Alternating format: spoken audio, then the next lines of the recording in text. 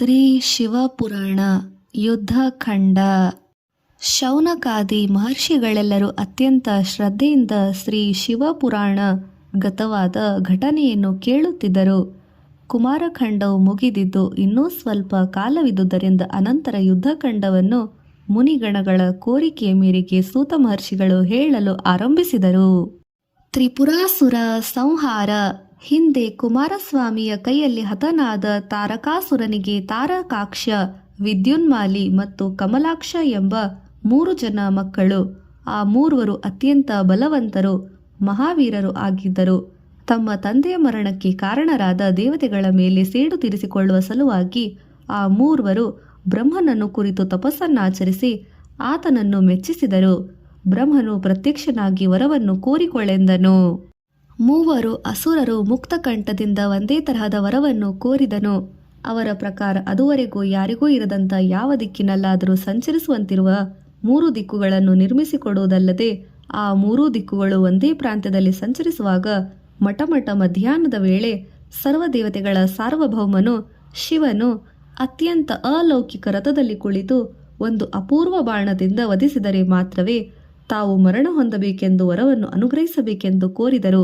ಬ್ರಹ್ಮನು ತಥಾಸ್ತು ಎಂದು ಅವರು ಕೋರಿದಂತೆ ವರವನ್ನು ನೀಡಿದನು. ತಕ್ಷಣವೇ ಅವರು ಕೋರಿದಂತೆ ಎಲ್ಲೆಲ್ಲೂ ಸಂಚರಿಸುವ 3 ನಗರಗಳು ನಿರ್ಮಾಣವಾದವು. ಅವರು ದೇವತೆಗಳನ್ನು ಬಾಧಿಸಲು ತೊಡಗಿದರು. ಶ್ರೌತ ಕರ್ಮಗಳನ್ನು, ಸ್ಮಾರ್ತ ವಿಧಿಗಳನ್ನು ಪದ್ಧತಿಯಂತೆ ಆಚರಿಸಲು ಸಾಧ್ಯವಿಲ್ಲವಾದಾಗ ದೇವತೆಗಳಿಗೂ ಏನೋ ಮಾಡಲಾಗಲಿಲ್ಲ. ಈಶ್ವರನಲ್ಲಿ ಮೊರೆ ಇಡಲು ಬಂದರು. ತ್ರಿಪುರಾಸುರರಿಂದ ಅನುಭವಿಸುತ್ತಿರುವ ತಮ್ಮ ಬಾಧೆಗಳಿಗೆ ಯಾವುದಾದರೂ ಉಪಾಯವೆಂದು ತಿಳಿಸಬೇಕೆಂದು ಕೋರಿಕೆಯನ್ನಾಲಿಸಿ ಶಿವನು ದೇವತೆಗಳಿಗೆ ಅವರೆಲ್ಲರನ್ನು ಸಂತೈಸಿದನು. ಹೀಗೆ ದೇವತೆಗಳು ಸೇರಿ ಆ ರಾಕ್ಷಸರನ್ನು ಧರ್ಮ ಮಾರ್ಗದಿಂದ ವಿಮುಖಗೊಳಿಸಲು ಸಲಹೆ ಮಾಡಿದನು. ಆ ರಾಕ್ಷಸರನ್ನು ಧರ್ಮಭ್ರಷ್ಟರನ್ನಾಗಿ ಮಾಡುವ ಉಪಾಯವನ್ನು ಶ್ರೀಹರಿಯೊಡನೆ ಕರೆದು ಆಲೋಚಿಸಲೆಂದು ದೇವತೆಗಳೆಲ್ಲರೂ ವೈಕುಂಠಕ್ಕೆ ಪ್ರಯಾಣಿಸಿದರು. ವಿಷ್ಣು ಮಾಯೆಯಲ್ಲಿ ತ್ರಿಪುರಾಸುರರು. ಶಿವನ ಸಲಹೆಯನ್ನು ಅರ್ಥ ಮಾಡಿಕೊಂಡ ಶ್ರೀಹರಿಯು ತನ್ನ ಪೂರ್ಣಾಂಶದಲ್ಲಿ ಸ್ವಲ್ಪ ಭಾಗವು ಇರುವಂತೆ ಒಂದು ಮುಂಡರಹಿತ ಶಿರಸ್ಸನ್ನು ಸೃಷ್ಟಿಸಿದನು. ಆತನನ್ನು ಹರಿಹಂತನೆಂದು ಕರೆದು, ಕುಮಾರ ಹರಿಹಂತ, ನೀನು ಹುಟ್ಟುತ್ತಲೇ ಧರ್ಮ ಎಂದು ಹೇಳಿದ್ದರಿಂದ ನನ್ನಿಂದ ಉದ್ಭವಿಸುವುದರಿಂದ ಪ್ರಜೆಗಳು ನಿನ್ನನ್ನು ಕೂಡಿ ಪೂಜಿಸುತ್ತಾರೆ. ಆದರೆ ನೀನು ಧರ್ಮಭ್ರಷ್ಟನಾಗಿ ಸ್ವಲ್ಪ ಕಾರ್ಯ ನಡೆಸಬೇಕಾಗಿದೆ. ಶ್ರೌತ ಸ್ಮಾರ್ತ ಧರ್ಮ ವಿರುದ್ಧವಾಗಿ ಅಪಶಬ್ದಯುತವಾಗಿ ವರ್ಣಾಶ್ರಮ ಧರ್ಮಗಳಿಗೆ ವ್ಯತಿರಿಕ್ತವಾಗಿ ದ್ವಂದ್ವಾರ್ಥ ಸುತ್ಪರಣತೆಯನ್ನು ಕೂಡಿದ ಒಂದು ಮತವನ್ನು ನೀನು ಸೃಷ್ಟಿಸು. ಅದರಲ್ಲಿ ಅಸುರರನ್ನು ಸೇರಿಸಿ ನಿನ್ನ ಮತಾನುಯಾಯಿಗಳಾಗುವಂತೆ ಮಾಡು. ನಿನ್ನನ್ನು ಆರಾಧಿಸಲು ಆಟೋಟೋಪವನ್ನು ಪ್ರದರ್ಶಿಸಲು ಅನುಕೂಲವಾಗುವಂತೆ ಶಿಷ್ಯರನ್ನು ಸೃಷ್ಟಿಸಿಕೋ. ಪ್ರಸ್ತುತ ತ್ರಿಪುರಾಸುರರಿಗೆ ಮಾತ್ರವೇ ಉಪಯೋಗಿಸಲಾಗುವ ಈ ಧರ್ಮವು ಕಲಿಯುಗದಲ್ಲಿ ಮಾತ್ರ. ಅಸುರ ಧರ್ಮವು ಬಹಳ ಪ್ರಬಲಿಸಿ ಉಚ್ಛಾಯ ಸ್ಥಿತಿಯಲ್ಲಿ ಹೊಂದುವುದು ನೀನು ನಿಮಿತ್ತ ಮಾತ್ರವೇ. ನೀನು ಆಜ್ಞಾಬದ್ಧನಾಗಿ ಮಾಡುವ ಈ ಕಾರ್ಯವು ಪರಹಿತಾರ್ಥವಾಗಿ ಇದೆ ಎಂದು ಆದೇಶಿಸಿದನು. ತ್ರಿಲೋಕ ಸಂಚಾರಿ ನಾರದರು ಶ್ರೀಮನ್ನಾರಾಯಣನಿಂದ ಪ್ರೇರಿತರಾದರು. ಹರಿಹಂತ ಮತವನ್ನು ಅವಲಂಬಿಸಿ ಜಟಾಜೂಟವನ್ನು ಬಿಟ್ಟು ತಲೆಯನ್ನು ಬೋಳಿಸಿಕೊಂಡರು. ಶಿವಪೂಜೆ ಬಿಟ್ಟು ವಿಷ್ಣು ಪೂಜೆ ವ್ಯರ್ಥವೆಂದರು. ತಾನು ತಮ್ಮ ಮತವನ್ನು ಬದಲಾಯಿಸಿಕೊಂಡು ಹರಿಹಂತನು ಹೇಳಿದಂತೆ ನಡೆಯುತ್ತೇನೆಂದುಕೊಂಡರು. ನಾರದರಂತವರೇ ಈ ರೀತಿ ಪ್ರವರ್ತಿಸುತ್ತಿದ್ದಾರೆ ಎಂದ ಮೇಲೆ ಈ ಹರಿಹಂತ ಎನ್ನುವ ವ್ಯಕ್ತಿ ಯಾರು ಎಂದು ತಿಳಿದುಕೊಳ್ಳುವ ಆಸೆ ಅಸುರರಿಗೆ ಮಾತ್ರವೇ ಅಲ್ಲ, ಎಲ್ಲರಿಗೂ ಸಹಜವೇ. ಆ ಉತ್ಸಾಹದಲ್ಲಿ ಆ 3 ಅಸುರರು ಆ ವೇಷಧಾರಿಯ ದರ್ಶನ ಮಾಡಿದರು. ಈ ದರ್ಶನ ಜರುಗಿದ ನಂತರ ತಕ್ಷಣವೇ ಈ 3 ಅಸುರರು ವಿಷ್ಣು ಮಾಯಿ ಆವರಿಸಿತು. ಯಾವುದೋ ದುಷ್ಟಶಕ್ತಿಯಿಂದ ಪ್ರೇರೇಪಿಸಲ್ಪಟ್ಟ ಅವರು ಮಹಾ ಉತ್ಸಾಹದಿಂದ, ಮಹಾನುಭಾವ, ತಮ್ಮ ಮತವೇನೋ ಹೊಸದಾಗಿ ಆಕರ್ಷಿತವಾಗಿ ಇರುವುದು. ಇದುವರೆಗೂ ತಾವು ಪ್ರಾತೋರೋಪತವನ್ನು ಅವಲಂಬಿಸಿ ಚಿಂತೆಗೊಳಗಾದಿವೆ. ತಾವು ದಯಮಾಡಿ ನಮಗೆ ಈ ಹೊಸ ಮತದ ದೀಕ್ಷೆಯನ್ನು ಕೊಟ್ಟು ಅದರ ನಿಯಮಗಳನ್ನು ವಿವರಿಸಬೇಕು ಎಂದು ಕೋರಿದರು.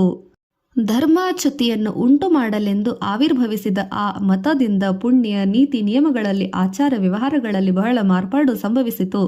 ಸಾಕ್ಷಾತ್ ಪ್ರಭುಗಳೇ ಮತದೀಕ್ಷೆ ಪಡೆದು ಶ್ರದ್ಧೆಯಿಂದ ಮತಾಂತರವಾಗಿ ಮೇಲೆ ಮಿಕ್ಕ ಪರಿವಾರಗಳೆಲ್ಲ ದೊರೆಯನ್ನೇ ಅನುಸರಿಸುವುದರಲ್ಲಿ ಆಶ್ಚರ್ಯವೇನೂ ಅಲ್ಲವೇ? ಅದನ್ನು ಪಾಲಿಸಬೇಕೆಂದು ಎಲ್ಲರೂ ತಲೆಗಳನ್ನು ಬೋಳಿಸಿಕೊಂಡು ಹರಿಹಂತ ಮತದಲ್ಲಿ ಸೇರಿಕೊಂಡರು. ಹಾಗೆ ಆ ಮಾಯಾಮತವು ಜಲ ಮಾಹುಳ್ಯದಲ್ಲಿ ಕೂಡ ಬಹಳವಾಗಿ ವ್ಯಾಪಿಸಿ ಹೋಯಿತು. ಮೂಲೆ ಮೂಲೆಗಳಲ್ಲಿ ಪ್ರಚಾರ ಹೊಂದಿತು. ಈ ಹೊಸ ಮತದಲ್ಲಿ ಪಾತಿವ್ರತದಲ್ಲಿ ಏನೋ ಪ್ರಯೋಜನವಿಲ್ಲವೆಂದು ಅಸುರ ಸ್ತ್ರೀಯರು ವರ್ಣಸಾಂಕರ್ಯದಿಂದ ಒಡಗೂಡಿದ ಮೋಜಿನಲ್ಲಿ ಅಸುರ ಪ್ರಮುಖರು ಮೇಧಾವಿಗಳಾದ ಅಸುರ ಗುರುಗಳು ತಮ್ಮ ಮೊದಲಿನ ಮತಾಚಾರಕ್ಕೆ ಅಡ್ಡಿ ಬರುವ ರೀತಿಯಲ್ಲಿ ಪ್ರವರ್ತಿಸುತ್ತಾ ಸಾಕಿದರು. ಸ್ವಲ್ಪ ಕಾಲದಲ್ಲೇ ತ್ರಿಪುರಾಸುರರಿಗೆ ತಪೋಶಕ್ತಿಯು ಕುಂದುತ್ತಾ ಹೋಯಿತು. ದಾನವರೆಲ್ಲ ಶ್ರೇಷ್ಠನಾದ ಮಯನ್ನ ಸಹಿತನಾಗಿ ಪ್ರಮುಖರಾದ ದಾನವರೆಲ್ಲ ಧರ್ಮಚ್ಯುತಿಯಿಂದಾಗಿ ತೇಜೋವಿಹೀನರಾದರು. ಆ ತಕ್ಷಣವೇ ದರಿದ್ರ್ಯ, ದೇವತೆ, ಕ್ರಿಮಿ, ಕೀಟ, ಕಾಟಗಳು, ಇತಿ ಬಾಧೆಗಳು ತ್ರಿಪುರರನ್ನು ಆಕ್ರಮಿಸಿದವು. ಈ ಶುಭ ವಾರ್ತೆಯನ್ನು ತಿಳಿಸಲೋಗುವುದೇ ದೇವತೆಗಳು ಈಶ್ವರನನ್ನು ದರ್ಶಿಸಿದರು. ಆತನನ್ನು ಸ್ತುತಿಸಿ ದೇವಾದಿದೇವ ತಮ್ಮ ಆಜ್ಞೆಯ ಪ್ರಕಾರ ತ್ರಿಪುರ ಪ್ರಭುಗಳನ್ನು ಧರ್ಮಚ್ಯುತರನ್ನಾಗಿ ಮಾಡಿಯಾಯಿತು. ಇನ್ನು ಅದರ ಮುಂದಿನ ಕಾರ್ಯವನ್ನು ತಾವು ನಿರ್ವಹಿಸಬೇಕಾಗಿದೆ ಎಂದು ಶ್ರೀಹರಿಯು ಮನವಿ ಮಾಡಿಕೊಂಡನು. ಆಗಲಿ, ವರದಲ್ಲಿ ಅವರು ಕೋರಿಕೊಂಡ ರೀತಿಯಲ್ಲೇ ಒಂದು ಅಪೂರ್ವ ರಥವನ್ನು ಸಿದ್ಧ ಮಾಡಿರಿ ಎಂದು ಪಾರ್ವತಿ ವಲ್ಲಭನು ಆದೇಶಿಸಿದನು. ಅಪೂರ್ವ ರಥದಲ್ಲಿ ಪಾರ್ವತೀಪತಿ ಅತ್ಯದ್ಭುತವಾದ ರಥದ ನಿರ್ಮಾಣ ಕ್ರಮವನ್ನು ದೇವತೆಗಳು ವಿಶ್ವಕರ್ಮನಿಗೆ ಒಪ್ಪಿಸಿದರು. ದೇವಶಿಲ್ಪಿಯಾದ ವಿಶ್ವಕರ್ಮನು ಸರ್ವಲೋಕಗಳ ಸಾರವನ್ನು ಆಕರ್ಷಿಸಿ ಅದರಿಂದ ಒಂದು ರಥವನ್ನು ರೂಪಿಸಿದನು. ದ್ವಾದಶಾದಿತ್ಯರು ಆ ರಥದ ಗುಂಬಗಳಾದರು. ಸೂರ್ಯ ಚಂದ್ರರು ರಥದ ಚಕ್ರಗಳಾದರು. 6 ಋತುಗಳು ಅಡ್ಡ ಕಂಬಗಳಾದರು. ಮಂದರಗಿರಿಯ ರಥವಾಯಿತು. ಉದಯ ಅಸ್ತ್ರಾದಿ ಪರ್ವತಗಳೇ ನೋಗವಾಯಿತು. ಮೇರುಗಿರಿ ಅಧಿಷ್ಠಾನ, ಕೇಸರ ಪರ್ವತ ಆಶ್ರಯ, ಸಂವತ್ಸರಗಳೇ ರಥವೇಗ, ಆಯನಗಳೇ ಚಕ್ರದ ಕೂರ್ಪವು, ಮುಹೂರ್ತಗಳೇ ಚಕ್ರದ ನೇಮಿಗಳು, ನ್ಯಾಯ ಪುರಾಣ ಶಾಸ್ತ್ರಗಳು ಅಪ್ರಧಾನ ಭೂಷಣಗಳು. ಈ ಪ್ರಕಾರವಾಗಿ ಸಮಸ್ತ ಸೃಷ್ಟಿಯನ್ನು ವಿನಿಯೋಗಿಸಿಕೊಂಡು ಒಂದು ಅದ್ಭುತವಾದ ರಥವನ್ನು ನಿರ್ಮಿಸಿದನು. ಬ್ರಹ್ಮದೇವನೇ ಸಾರಥಿ. ದೇವತೆಗಳು ಘೋಷಣೆ ಮಾಡುತ್ತಿದ್ದಂತೆ ಸದ್ಯೋಜಾತವೆಂಬ ಬಾಣದಿಂದ ಶ್ರೀ ಮಹಾವಿಷ್ಣುವೇ ನೆಲೆಸಿದ್ದರು. ಅಗ್ನಿಹೋತ್ರನೇ ಬಾಣದ ಅಲುಗಾದನು. ದಿವ್ಯ ಋಷಿಗಳು ವೇದ ಮಂತ್ರಗಳನ್ನು ಪಠಿಸುತ್ತಿದ್ದಂತೆಯೇ ಮಹೇಶ್ವರನು ರಥಾರೂಢನಾದನು. ಈಶ್ವರನು ತ್ರಿಪುರಾಂತಕನಾದ ಸಮಯ ಮಹಾಕಾಶ ರೂಪದಲ್ಲಿ ಧನುಸ್ಸಿಗೆ ಆದಿಶೇಷನನ್ನೇ ಹುರಿಯನ್ನಾಗಿಸಿ ಕಟ್ಟಿ ಅಗ್ನಿ, ಸೂಚಿ, ಮುಖಶೌರಿಯನ್ನು ಶರವನ್ನಾಗಿಸಿ ತ್ರಿಪುರಗಳನ್ನು ಏಕಕಾಲದಲ್ಲಿ ಭೇದಿಸಲು ಮಟಮಟ ಮಧ್ಯಾಹ್ನದ ವೇಳೆಗೆ ಗುರಿಯನ್ನಿಟ್ಟು ನೋಡಿದನು. ಚಂದ್ರನು ಪುಷ್ಯ ನಕ್ಷತ್ರದಲ್ಲಿರುವಾಗ ಅಭಿಜನ್ಮ ಮುಹೂರ್ತದಲ್ಲಿ ಹಠಾತ್ತನೆ ವರ್ಷಿಸುತ್ತಿದ್ದ ಪುಷ್ಪಲಾವರ್ತ ಮೇಘಗಳ ನಡುವೆ ಗುರಿ ನೋಡಿ ಏಕಕಾಲದಲ್ಲಿ ತ್ರಿಪುರಗಳನ್ನು ಭೇದಿಸಿದನು ಈಶ್ವರ. 3 ನಗರಗಳನ್ನು ಏಕಕಾಲದಲ್ಲಿ ಭಸ್ಮವಾಗಿ ಹೋದವು. ಆ ದೃಶ್ಯವನ್ನು ನೋಡುತ್ತಿದ್ದ ದೇವತೆಗಳ ಹೃದಯದಲ್ಲಿ ಝಲ್ಲೆಂದಿತು. ಜಯ ಜಯ ಧ್ವನಿಗಳ ನಡುವೆ ಮಹೋತ್ಸಾಹದಿಂದ ಉತ್ಸವವನ್ನು ದೇವತೆಗಳು ಜರುಗುತ್ತಿರುವಾಗ ನಿರುತ್ಸಾಹದಿಂದ ಒಂದು ಮೂಲೆಯಲ್ಲಿ ನಿಂತಿದ್ದ ಅರಿಹಂತನನ್ನು ನೋಡಿದ ಶ್ರೀಹರಿಯು, ಮಗನೇ ಹರಿಹಂತ, ನೀನು ದಿಗಿಲು ಪಡಬೇಡ. ನಿನಗೆ ಅವಸರಾರ್ಥವಾಗಿ ಈ ಅಂಶವು ಸಂಪ್ರಾಪ್ತಿಸಿತು. ಆದುದರಿಂದ ನೀನು ಪೂಜ್ಯಾರ್ಹನು. ಆದರೆ ಅದು ಈ ಯುಗದಲ್ಲಿ ಅಲ್ಲ, ಕಲಿಯುಗದಲ್ಲಿ ನಿನ್ನನ್ನು ಅದರಯುಕ್ತವಾಗಿ ಪೂಜಿಸುವವರು ಇರುವರು ಎಂದು ಹೇಳಿ ಅಂತರ್ಧಾನನಾದನು. ಕ್ಷೀರಸಾಗರ ಮಂಥನ ಕತೆ. ದುರ್ವಾಸ ಮಹಾಮುನಿಯು ಅತಿಯಾದ ಕೋಪಿಷ್ಠನೆಂಬುದು ಎಲ್ಲರಿಗೂ ತಿಳಿದ ವಿಷಯವೇ.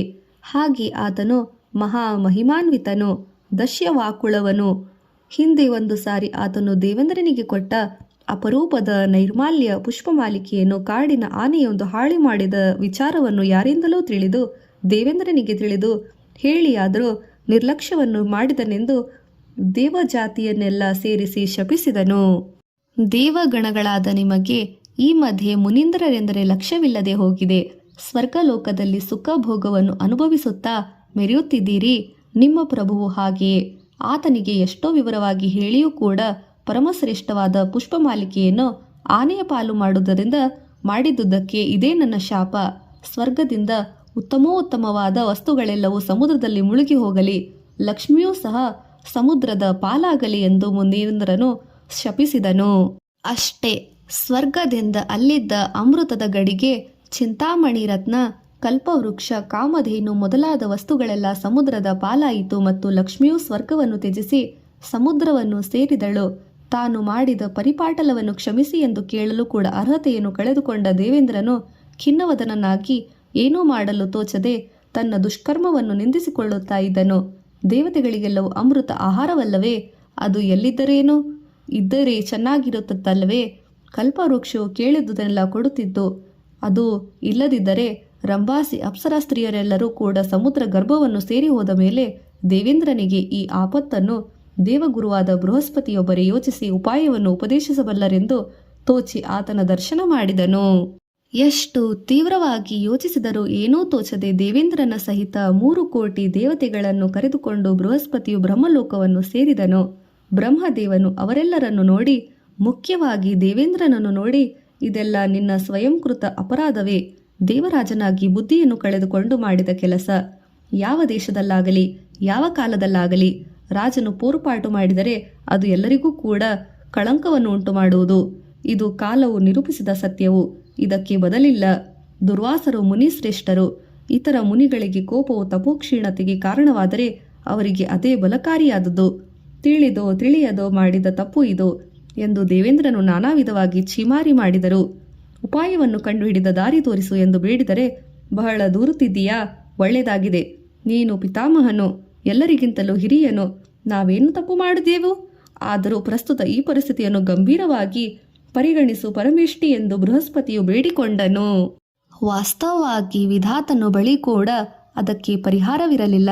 ಬೃಹಸ್ಪತಿಯ ಮಾತಿಗೆ ಬದಲು ಹೇಳದೆ ಸಂಭಾಷಣೆಯ ದಿಕ್ಕನ್ನು ಬದಲಿಸಿ, ನಾನು ಪ್ರಸ್ತುತ ಶ್ರೀ ಮಹಾವಿಷ್ಣುವನ್ನು ನೋಡಲು ವೈಕುಂಠಕ್ಕೆ ಹೋಗುತ್ತಿದ್ದೇನೆ. ನೀವು ಕೂಡ ನನ್ನನ್ನು ಅನುಸರಿಸಿ ಬರಬಹುದು ಎಂದನು ಬ್ರಹ್ಮ. ಎಲ್ಲರೂ ಸೇರಿ ವೈಕುಂಠವನ್ನು ದರ್ಶಿಸಿದರು. ತ್ರಿಕಾಲ ಜ್ಞಾನಿಯಾದ ಶ್ರೀ ಮಹಾವಿಷ್ಣುವಿಗೆ ತಿಳಿಯದುದು ಏನಿದೆ? ದೇವತೆಗಳು ಆತನಿಗೆ ಈ ಸಂಗತಿಯನ್ನು ತಿಳಿಸಲು ಪ್ರಾರಂಭಿಸುತ್ತಲೇ, ದೇವೇಂದ್ರ, ನೀವು ದೇವತೆಗಳು ಒಟ್ಟುಗೂಡಿ ಯಾವ ವಿಷಯವನ್ನು ಪ್ರಸ್ತಾಪಿಸಲು ಬಂದಿದ್ದೀರೋ ಅದು ನನಗೆ ಅರ್ಥವಾಗಿದೆ. ನಾನು ಶಾಪಪೀಡಿತನೇ. ನನ್ನ ಲಕ್ಷ್ಮಿಯನ್ನು, ಆಕೆಯ ಜೊತೆಯಲ್ಲಿ ಹೋಗಿರುವ ನನ್ನ ವೈಭವವನ್ನು ತಾನು ತಿರುಗಿ ಹೊಂದಬೇಕಾಗಿದೆ. ಅದಕ್ಕೆ ಸಮುದ್ರ ಮಂಥನವಲ್ಲದೆ ಬೇರೆ ಉಪಾಯವೇ ಇಲ್ಲ ಎಂದನು.